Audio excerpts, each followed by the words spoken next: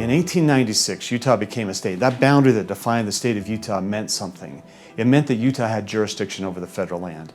We talk a lot about transferring public lands to the state. My problem with that is that I've seen the state make some really bad decisions when they have control. And so we have the situation in Utah where 67% of the land is owned by the federal government, and much more of the mineral resources are controlled by the federal government, and they're off limits to us. In Utah, we should never be bowing to the federal government for dismantling our coal-fired power plants, for abandoning our energy sector, for putting carbon credits and carbon mandates on our people, for taking over the water supply of all of these farmers and irrigation companies. We see our forests are being mismanaged, and as a result, the water supply from those forests is diminished. We find that we are more of a vassal state to the federal government instead of standing up and being a true, sovereign, productive, independent state that we should be.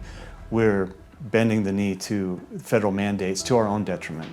The roads in Utah, by law, are owned by the counties and by the state. I don't like the way that the state has filed many lawsuits on our roads instead of just asserting our ownership and our jurisdiction of the roads themselves. Somebody once asked me, well, how could the state ever manage all of the public lands?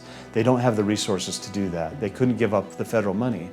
And I say, well, there's these really nifty little things called counties, and they were designed to do exactly that. Counties are ideally situated, and the county commissioners, the people in those counties, understand the resources that are closest to them better than the federal agencies do. And the counties are equipped, they're designed for that, they've got the mechanisms for handling that. They would not be exploiting, they would not be developing. Even if the land didn't transfer ownership, it's still going to have the jurisdiction of people who actually have the knowledge, the responsibility, and are able to control those factors.